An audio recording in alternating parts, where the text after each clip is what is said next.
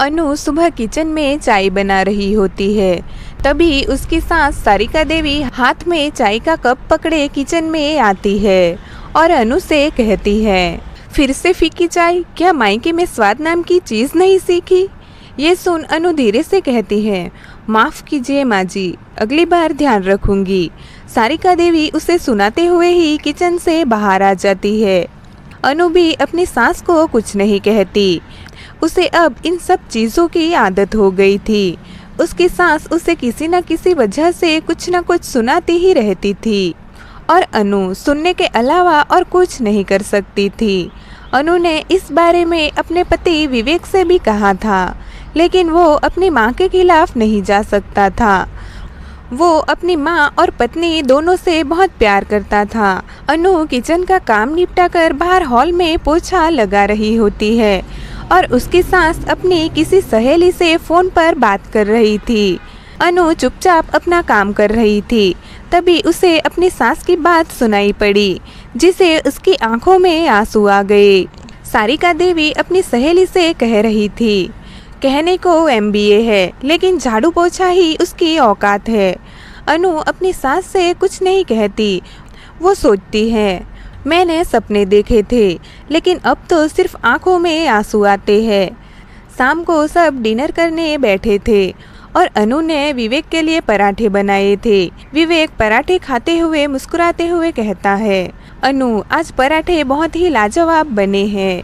उसकी बात सुन अनु के चेहरे पर भी मुस्कान आ जाती है, लेकिन अपनी सास की बात सुन उसकी मुस्कान फीकी पड़ जाती है। वो कहती है, हाँ बीवी के हाथ का सब अच्छा ही लगता है, माँ की तो कोई कदर ही नहीं।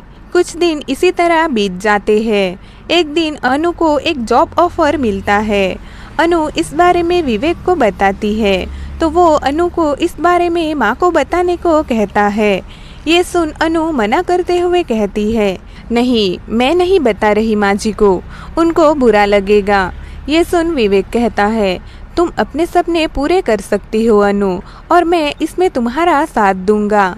अनु और विवेक इस बारे में अपनी माँ को बताते हैं, लेकिन वो अनु को जॉब करने से मना कर देती है। विवेक अपनी माँ को बहुत समझाने की कोशिश करता है, लेकिन वो नहीं मानती। कुछ दिन इसी तरह बीत जाते हैं। अनु अपने सास को खुश रखने की हर कोशिश करती, लेकिन वो हर बार नाकामयाब ही होती। एक दिन सारिका देवी की सहेली उनके घर आती है और वो भी सारिका देवी का व्यवहार अपनी बहू के प्रति देख सकती थी। वो इस बारे में सारिका देवी से पूछती है, क्यों सताती हो बहू को? तुम तो ऐसी नहीं थी, देखो तुम्हारे इस बर्ताव से बहू कितनी दुखी रहती है। ये सुन सारिका देवी कहती है, क्योंकि मुझे डर लगता है कहीं वो मुझसे बेहतर ना बन जाए और मेरे बेटे को मुझसे दूर ना कर दे, उसके सिवा मेरा है ही कौन।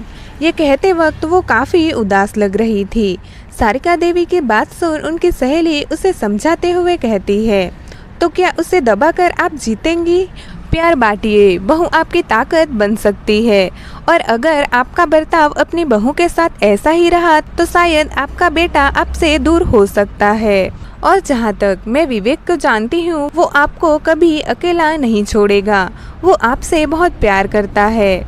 बस आप अपनी बहू को भी समझने की कोशिश कीजिए। वो दोनों काफ़ी देर तक बात करती रही। उसके बाद सारिका देवी की सहेली अपने घर चली जाती है। उनके जाने के बाद सारिका देवी अपनी सहेली की कई बातों के बारे में सोचने लगी। उसे भी अपनी सहेली की बात सही लगी। अब उसे खुद के व्यवहार के बारे में सोच शर्मिंदगी महसूस हो रही थी। सारिका देवी अपनी बहू से बात करने का सोचती है। तभी अनु उन्हें शाम की चाय देती है।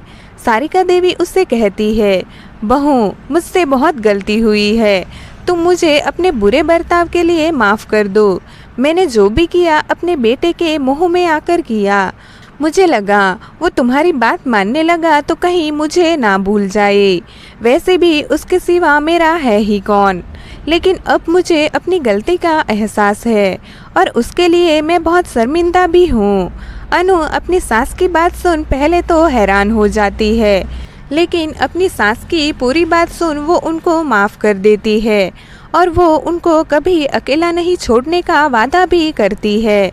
उसके बाद अनु अपने काम में लग गई और सारिका देवी अपनी चाय पीने लगी। चाय पीते हुए ही वो अपनी बहू को कहती है, बहू आज अदरक वाली चाय बहुत ही लाजवाब बनी है। ये सुन अनु मुस्कुरा देती है। दूसरे दिन से अनु भी अपनी जॉब पर जाने लगी और अब सारिका देवी भी घर काम में अनु की मदद करती है। विवेक भी अपनी माँ और पत्नी को साथ देख बहुत खुश होता है। अब सारिका देवी को ये बात समझ आ गई कि बहू कोई बोझ नहीं, वो एक बेटी भी हो सकती है। जब सास बहू एक दूसरे को अपनाती है तभी घर सच में घर बनता है। कहानी सुनने के लिए धन्यवाद। आपको ये कहानी कैसी लगी कमेंट में ज़रूर बताना।